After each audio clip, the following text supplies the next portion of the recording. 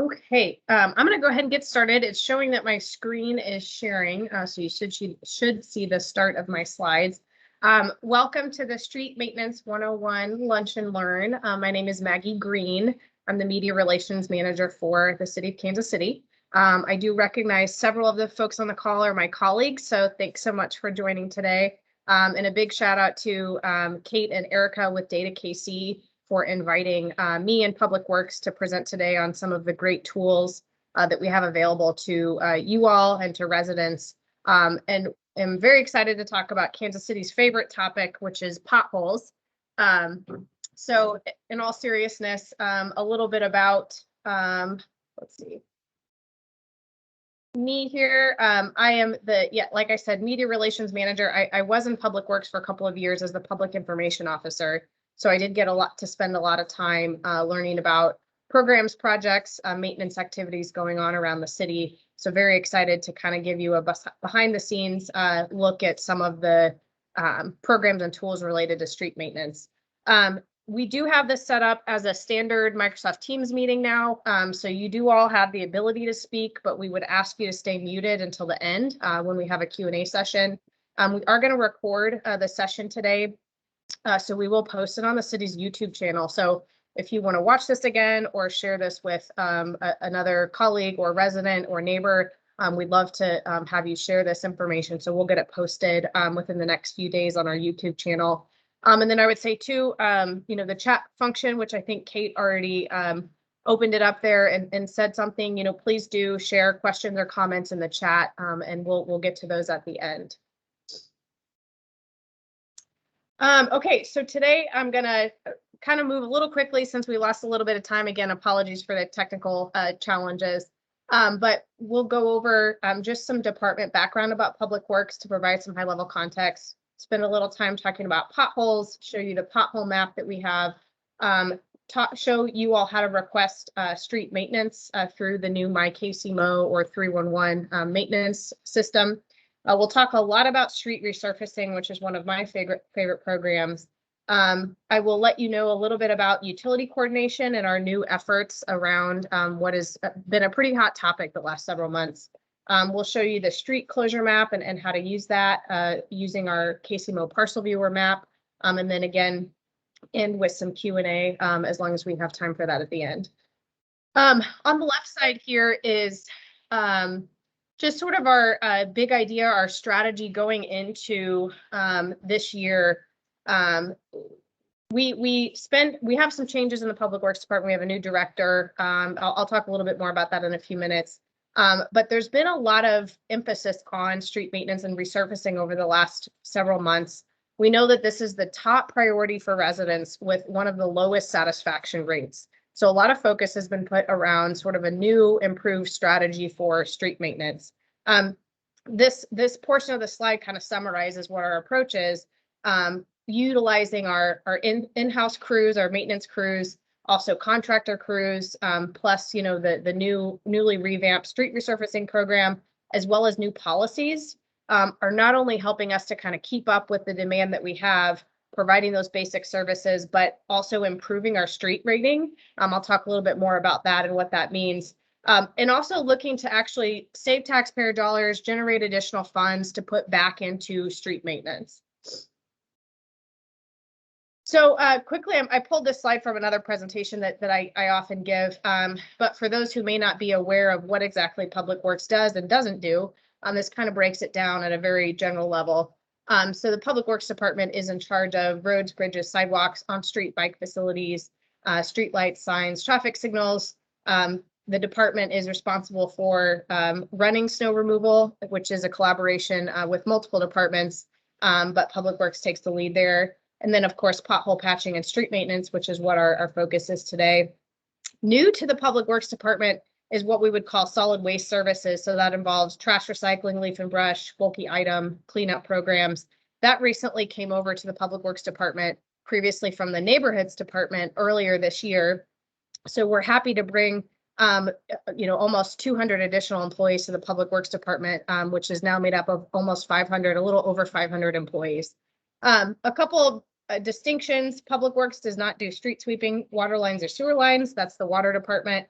Of course, other underground utilities, we know a lot of people work on our streets, but not all of the time is that actual public works crews. So we know that we've got communications utilities like AT&T and Spectrum, Google Fiber. They're working in the roads a lot, as well as like Spire Gas with gas main replacements and repairs, as well as the water company. Where public works is involved is that anytime anyone works in the street or underground, they have to pull a permit. And so those permits do involve public works, but not always is it actual public works crews doing the work. So just a little distinction there. Parking enforcement, a lot of people think that is in public works. At this point in time, it is not. There's a division in Kansas City Police Department, a traffic division that does parking enforcement. There's conversations underway about possibly looking for opportunities to move parking enforcement, but at this point in time, that is not something that's done within the Public Works Department. Quickly here, I added this slide because I think it's important to the street maintenance and road repair conversation. When we think about everything that Public Works maintains, we have a lot of infrastructure that we're in charge of. And one of the big numbers here is 6,000 lane miles. And that's a lot of road. That's a lot of street. That's a lot of pavement. We also have lots of sidewalk. I think we could have a separate webinar just on sidewalks, just on snow removal. Obviously, today we're talking about street maintenance and resurfacing. But again, this piece of the conversation is really important when we start to think about how much budget we have to maintain the existing infrastructure that we have. So wanted to share this with you to kind of frame the conversation a little bit. As I mentioned, lots of different pieces within the Public Works Department. These are some of our core divisions. What we're spending the most time on here is the top one, maintenance and operations. As I mentioned, solid waste is now in Public Works. And then, of course, we have a transportation and engineering side as well. And like I said, there could probably be a separate webinar on each one of these, right? But this does encompass a lot when we think about what's going on and what we would call the public right of way. So that is, our streets, sidewalks, lots of things going on that involve public works. Okay, so now we're kind of getting into the actual lunch and learn portion of this. I'm going to start a little bit with potholes, then we'll talk about resurfacing stuff and then end with some utility coordination. So I pulled some information as of a couple days ago, and I think this is just kind of a helpful snapshot in time on what our crews actually deal with day to day. So as of a couple days ago, we had 550 open pothole cases in our 311 system. And since about February, we've closed 5,500. So that is, over 6,000 cases since February. We filled about 90% of those that are reported through 311. I think the main thing to keep in mind here is that our crews fill way more potholes than what's just reported to 311. And by that, what happens is there may be one pothole that someone reported to 311 on a street.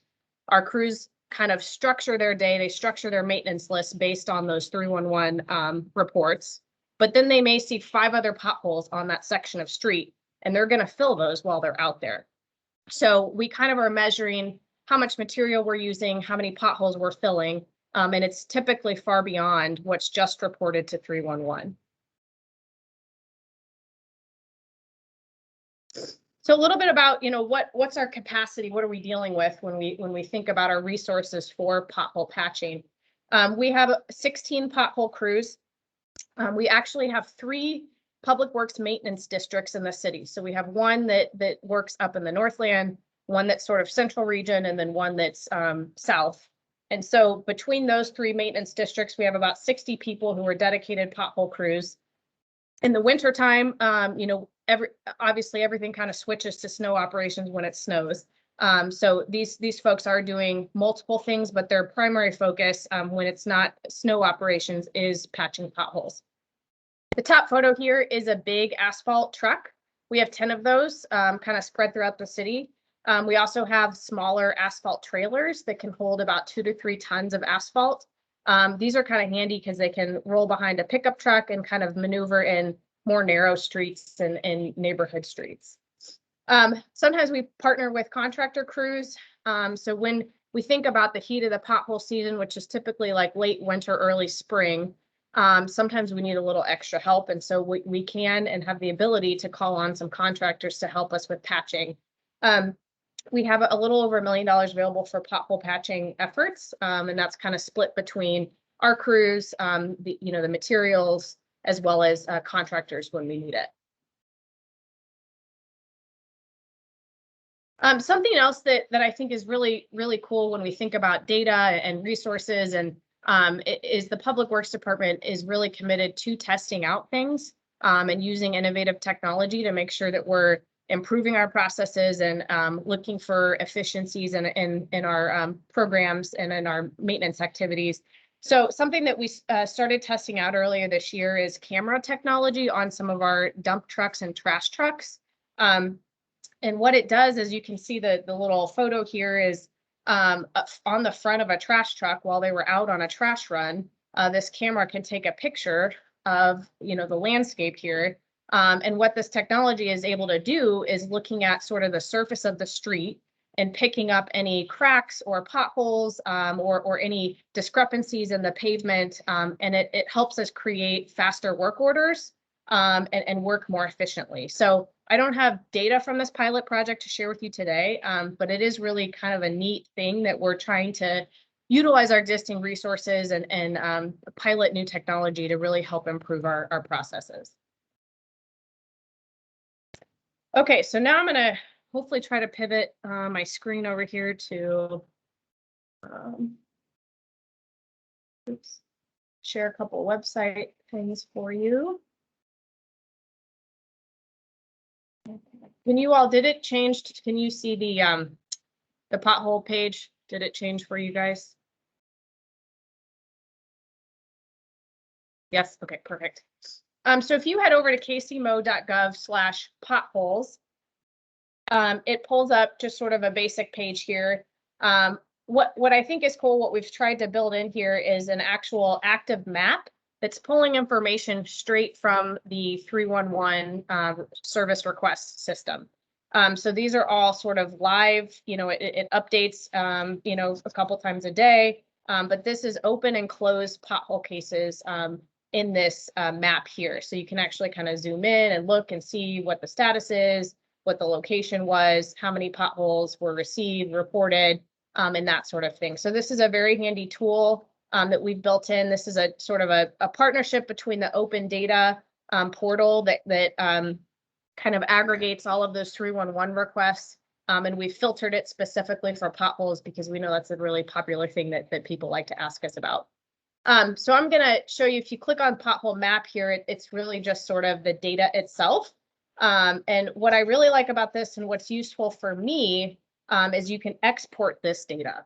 I do this a lot because if we have, a media request about how many potholes have you filled, or if I want to know about how many potholes we filled in the 3rd council district, or, how many that are open as of right now, you can actually go in and export this whole data set into an Excel.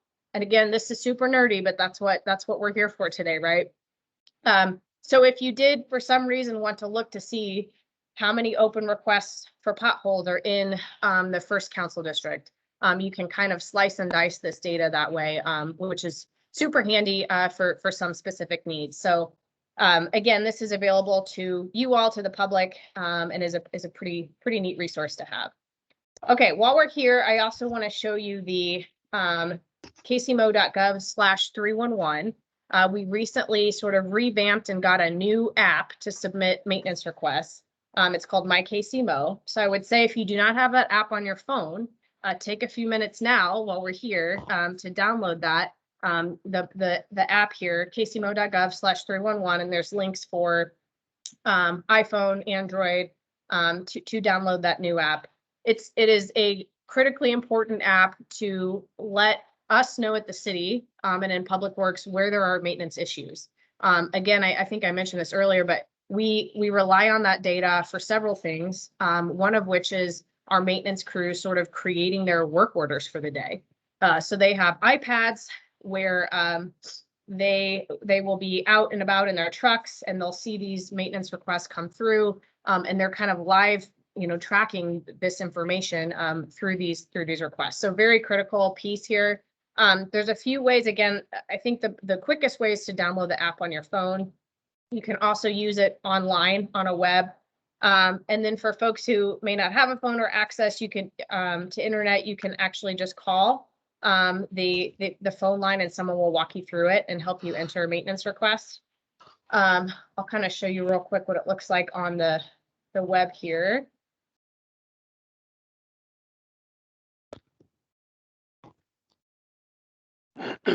Which is similar to how it would look on your phone. There's sort of different buckets of maintenance issues. So you can kind of get an update on an existing request. All the way down here, you have street cleaning, street sweeping, which is a separate issue, but important to know that you can request that. And here's your street maintenance button here. So basically, it just asks you some information here, description, location. You can actually add a photo of the actual pothole or maintenance issue, which is really handy to have our crews have an actual photo of it. You enter your information and then hit submit, and then that goes into our work order system. So again, very, very great resource, super helpful, and the data does matter. It really does help us inform where our maintenance crews go, as well as here in a second, I'll talk about the resurfacing work, and the pothole data is definitely one piece of that program as well.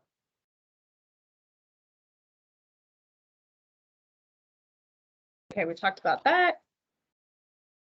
Okay, so street preservation, this is it really is street resurfacing. It's an annual program, includes a few activities. Mill and overlay, which this photo here is basically milling away, taking away old pavement, usually about 2 inches, and then overlaying with brand new asphalt, new pavement over the top. Microsurfacing and crack sealing are all activities supported by street preservation. The big piece here, the big data piece, is street condition information. So we know how healthy each street segment is for 30,000 street segments in Kansas City. That's how many sections of street we have in Kansas City.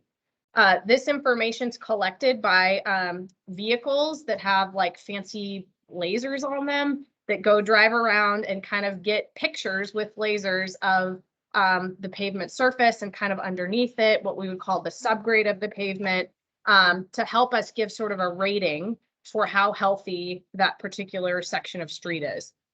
We're actually in the process of collecting that data right now, like this summer and fall. It's a 3-year data cycle, so we're getting new information right now that will be very important to inform the program next year. So that street condition data is one huge piece to helping us know how do we spend our money, what activity do we do, how do we create that list? We also look at things like traffic counts, utility work, other projects going on, that pothole data I just talked about, as well as opportunities for things like complete streets and making roads safer, eliminating lanes to slow traffic down. All of those pieces are kind of factored into the street resurfacing list. Essentially, where we start with the candidate list is we're looking at that condition data for all 30,000 segments. We input the budget number, how much we think we're going to have, and that kind of spits out for us a list, a candidate list. A lot more work happens before we have a final list, but again, we're looking at that initial list and kind of adding things like, if there's a gas main replacement project on a street, we don't want to have that be a resurfacing project that year, right? So we look at several different things to make sure that we're narrowing down the list with all the data we have available to be the most effective, best use of our budget, and helping us get the best street rating list every year. Typically, once we kind of finalize a list, it goes to City Council. It's split up into contracts, and those are approved usually late spring, early summer. And then the resurfacing work typically starts midsummer of every year. We are right now sort of at the tail end of this work. Typically, we don't put new asphalt down if it's lower than 50 degrees consistently. So we are kind of wrapping up this work for the season in the next couple of weeks. And again, we'll resume sometime in the spring when it warms up a little bit more. We do, while I'm talking about weather, even though the street resurfacing work does kind of take a break for the season, we do have our in-house pothole crews. Our maintenance crews are still out there patching potholes, even in the cold weather.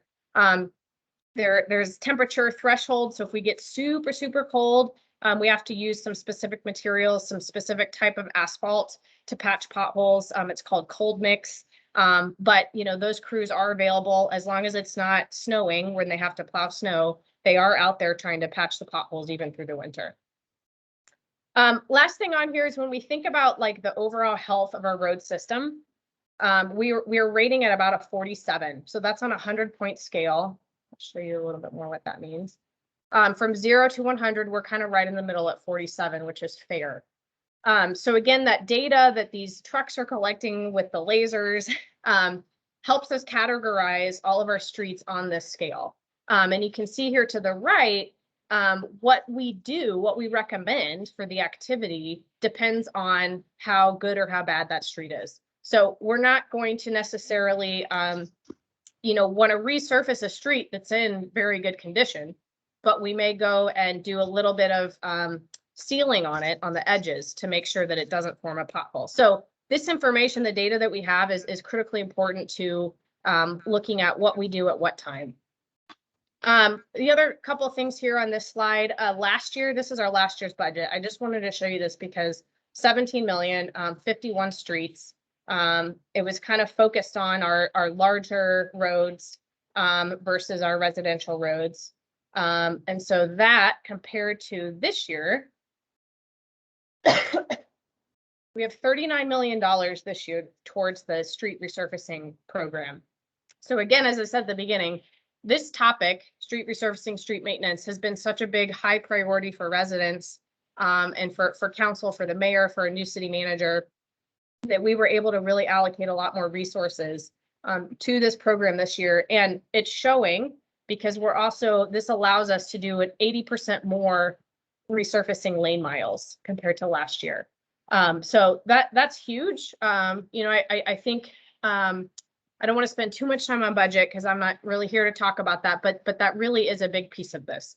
How many streets we can resurface absolutely correlates to what our budget is year to year. But I will also say one of the things that we're working on is making sure that we have the best strategy to get the biggest impact, no matter how much money we have. And that's the big important piece there.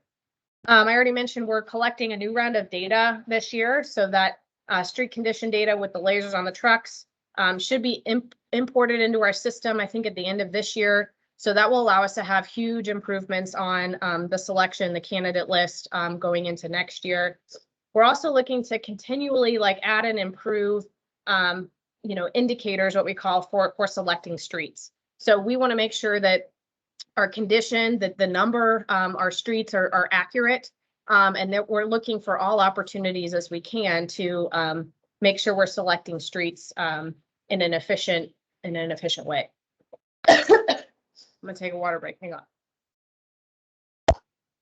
Another big change to the program this year is we actually are setting aside $500,000 for each council district to prioritize streets to be resurfaced. This is huge because what we don't really do for the street preservation program is resurface streets based on request. So for your potholes, for like a tiny little bump in the street, absolutely those can be reported to through the MyKCMO app into the 311 system. For a full street to be resurfaced, it kind of follows this process that I've just been talking about. So the ability to have dedicated funding to really address some of the council district needs that are specific to our council districts is huge. So I'll talk a little bit more about what that means for residents and how you know, the relationship there that the Public Works Department is very much in touch with council members to make sure that we can add streets to the list based on some of the priorities within their council district. So this is the little graphic we created for this summer. We did, like I said, there's been a lot of attention to this program this year, and we're very proud of what we're able to accomplish here. Again, obviously, more than doubling the budget has helped a lot, but I think that really shows the city's commitment to this being such a top priority for residents. Again, this translates, as I mentioned, 80% more lane miles. We're up to 240 lane miles of resurfacing. Over 2,000 street segments will be improved this year alone, which is great. Okay, so now I'm going to pivot over again to our street resurfacing map here. This is probably one of my most recommended, like most used websites that I provide to folks. A lot of great information, kcmo.gov/street preservation. And it has a ton of info, but there's two things specifically I want to call your attention to. So one of them is the weekly resurfacing schedule, which is here. It's hard to read, I'll admit, but one of the reasons why is because there's so many streets on it. But if you're curious about work that's happening, or if you are actually seeing equipment out and you're like, what the heck is this for? You know, all of the streets that we're working on week to week are listed here. The reason why it's a weekly schedule is because we are working with contractor crews, and so we are basing this schedule on their availability to mobilize with their schedules and their crews. So typically we post this and update this week to week. The other big thing on here that I want to call your attention to is this new map. This map is pulling from where we're actually working. So our street preservation superintendent updates this every couple of days based on the work that's happening. So I actually moved that up here a little bit. So this is basically when people say, well, what's on your list this year? Here it is. This is it. If you hover over to the legend here, you can see different lines for what's been overlaid, what is planned. Again, that's just the paving, the new asphalt. Microsurfacing is the layer on top. Crack sealing is that black sort of spider webby stuff. So all of the work planned for this year and our progress towards it is all tracked in this map here that is available to you all. So this is a super handy resource, and this view of this map is brand new this year. We had previously, it was a little harder to get to, so we were happy to be able to make this sort of a direct link for folks on our website. Okay. I think we're doing great on time, which is awesome. So we'll have time at the end for some questions. Okay. Almost done here. Sort of the last big topic is talking about utility coordination, which I wouldn't be surprised if some of you on the call have heard a little bit about or seen some drama about over the last couple of months. So this photo here, I think, really demonstrates it all. So I'll tell you the story. So this photo is on 39th Street, West 39th Street. We recently resurfaced this section, and not a week or two later, we see some utility markings, the spray paint on the road, followed by some cones, traffic control, and come to find out there was some utility work that was planned on this section happening. A fire hydrant needed to be replaced. And of course, this got the attention of the mayor because this stretch was in very poor condition before it was resurfaced. And so it was very, very much priority to get this section resurfaced. And then to have it very quickly followed by what we would call a utility cut. You know, utility companies cutting in to make, you know, an underground utility repair. It wasn't a good look. It wasn't a good look for us, for the mayor. So this kind of sparked a several-month process, about a year, I think, of Public Works kind of thinking hard about, okay, what's a new policy that we can work on for street excavations and utility coordination. So we recently passed an ordinance that kind of outlined and updated some of our standards around cutting into our streets. The policy and that whole ordinance is designed to really increase our coordination with utility companies to really minimize this from happening. It also is looking to update some of the fees to make sure that our fees are, you know, some of them haven't been updated in about 15 or 20 years. So making sure that we're getting the fees that we need to recoup the costs there for cutting into streets.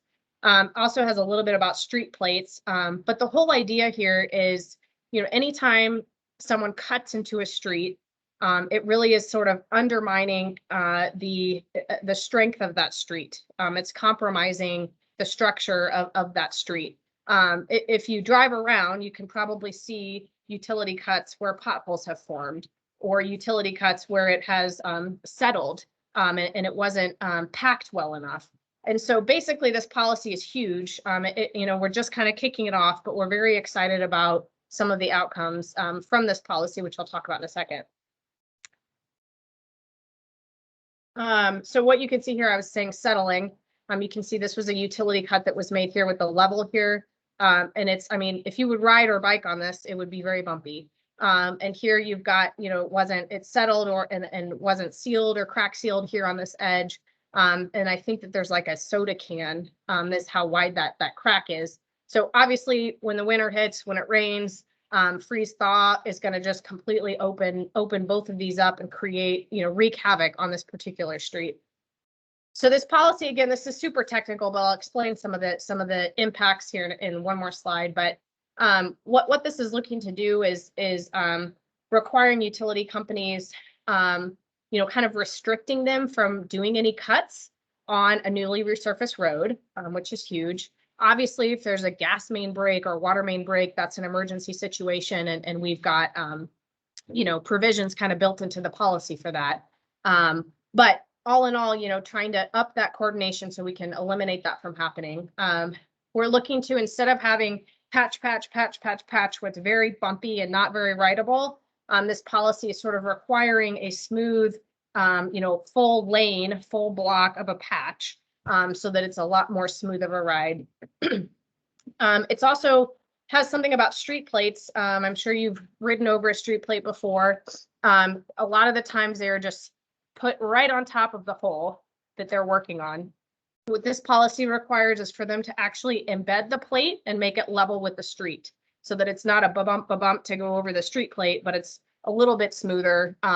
It also helps with snow plows to make sure that the snow plow doesn't pop up the street plate. So that's something that typically we would only require in the winter. We're doing year round now for those street plates to be level with the street. Okay, so what does this actually mean? What we're really hopeful for, and we're already actually seeing some of these positive outcomes, is that we're hoping this policy will reduce potholes and maintenance requirements. So again, this is kind of coming full circle, right? That having the resources, having the funding, having the equipment and the staff is one piece, but having this policy piece on top of it is huge to kind of just help with the bigger picture, right? And reduce these issues in the first place. We're really hoping that this policy will reduce the number of utility conflicts, cutting into newly repaved roads unless it's an absolute emergency, having, adequate fines, and stuff like that if there is. What we're hoping to do is that this will actually preserve the lifespan of the pavement, ensuring that the repair lasts 8 years, as opposed to what I have seen is just 1 or 2 years. Some of these patches are failing and sinking and causing potholes to form, and then our pothole crews are having to go out and patch them. So hoping that this will help preserve the lifespan of the pavement overall.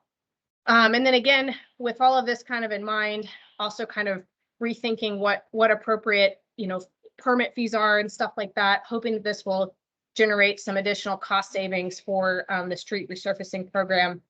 This photo here is an example of sort of a full lane, full block patch that we're looking at, instead of what typically would have been a patch and then 10 feet and then another patch and then 10 feet and another patch. So this photo kind of encompasses, I mean, it's still a patch, right? But at the same time, it's a lot more rideable, what we would call, compared to previously. All right, one more resource to show you all. And then we've got like 2 more slides. So if you go to kcmo.gov and search for street closure map, I mean, we all know, we all admit there's a lot of construction going on in Kansas City right now.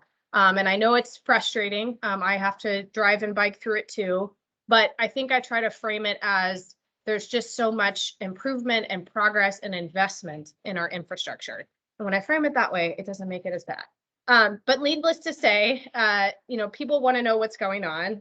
They want to know when the street's going to be closed and how long it's going to take and what work is happening.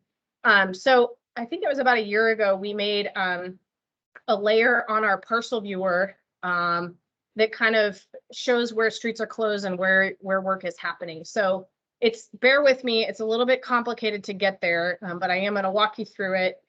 And I mean, this is sort of the first version of it. You know, I think we hope to build from here and improve from here. But you know, this is kind of where we started as a basic resource. So if you hop over, search for street closure map, it'll show you instructions here. Open the parcel viewer, place a check mark. So I'm going to walk you through that. I have parcel viewer open. We got downtown loop here. And if you haven't used parcel viewer itself, that may be its own webinar because it's amazing. There's so much great stuff here. Head over to projects and click traffic control permits. Okay, well, what is that? So a traffic control permit is required anytime anyone is working in the street, in the public right of way. So these are pulling from our Compass KC online permitting system for any work that has been permitted. So you can kind of see some colors popping up here. The teal color is active. The orange is future or planned. So here's the one I was going to show you guys. Did it go?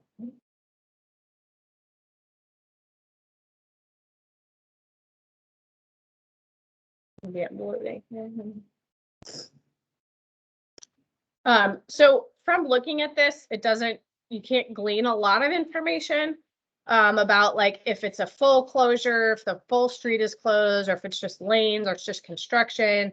But what you can get from this map is that there is some sort of work, there's some sort of lane closure, some sort of construction happening on this street. So again, you know, I think our goal is to kind of make this a little bit more intuitive for folks. But for now, it's helpful to know that, you know, hey, there's permit here, there's work going on. So you can see one here for Baltimore. How you go to get more information if you really were like, if you lived right here and you're like, what the heck is going on this section? You can actually click on the street segment, click over to permits. I usually try to organize it by date. And you can see that we've got some stuff going on here. So you can click on these, and I did have it pulled up. So this is the actual permit information in our permit system. And usually there's a little bit of a description there that can tell you a tiny bit more about what's going on there. And even sort of how long the work is permitted, which is very helpful information to know. And if you're super confused by this, you can always call or email me and ask me what's going on, and I'll help you.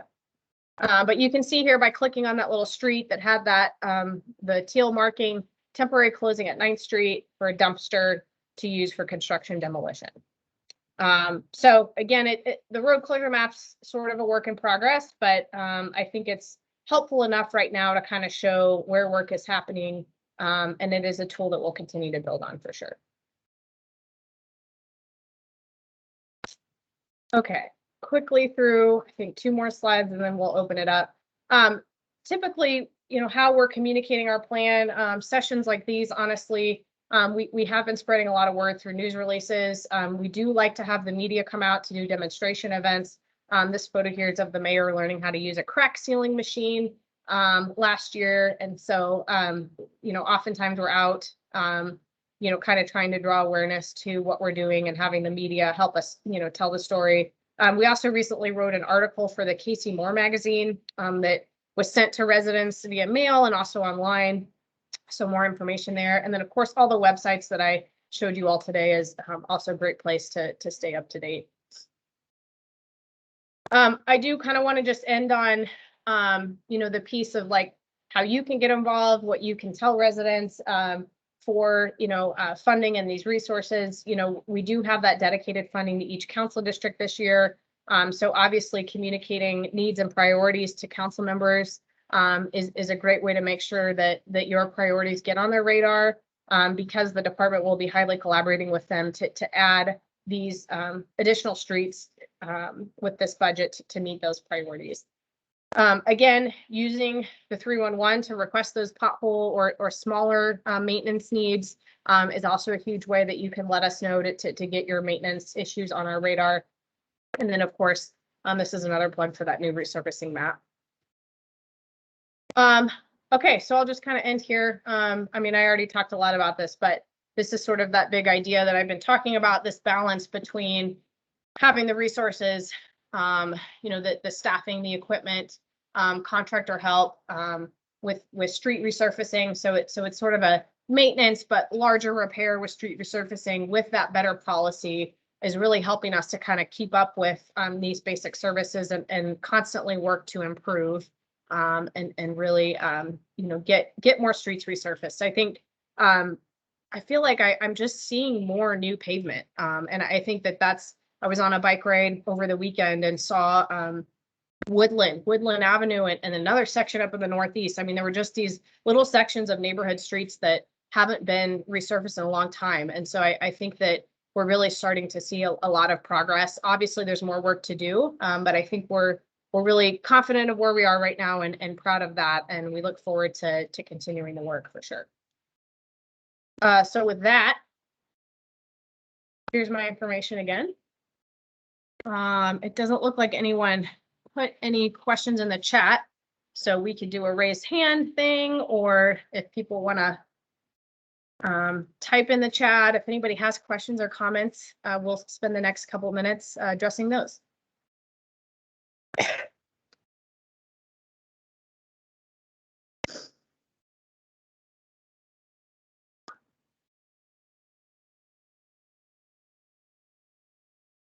Hopefully the silence is not a bad thing.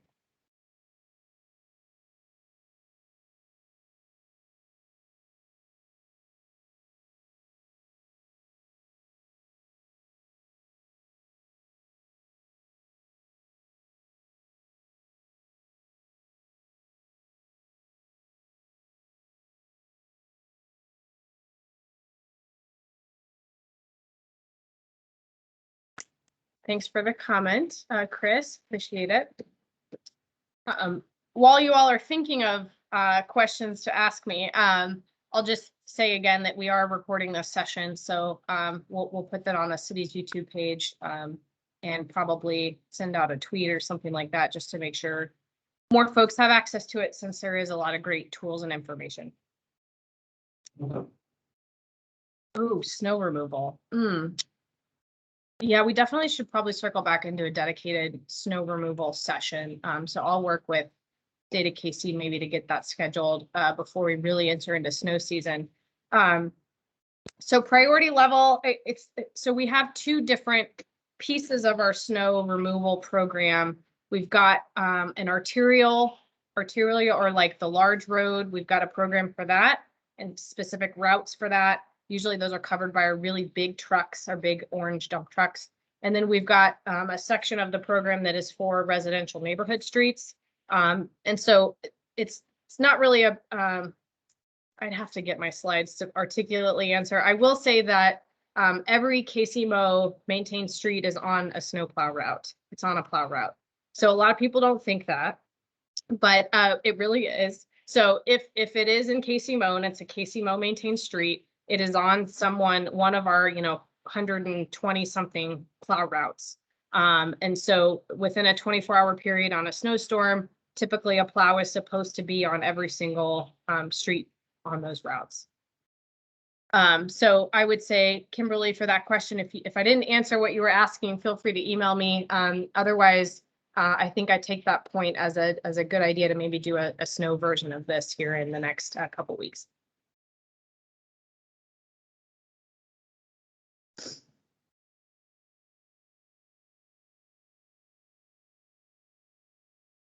All right, well, thank you all. Apologies again for the weird tech stuff at the beginning. I'm glad a handful of folks could join.